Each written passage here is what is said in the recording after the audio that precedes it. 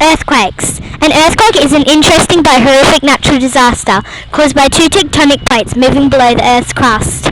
Most earthquakes are triggered on the Ring of Fire fault line. Earthquakes can cause great destruction and death. There are three common types of earthquakes: a thrust, normal, and strike-slip fault.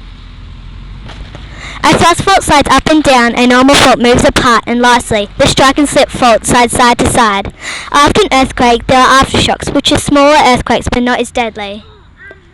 Aftershocks can continue for weeks. They can make rescue missions more dangerous because of falling buildings.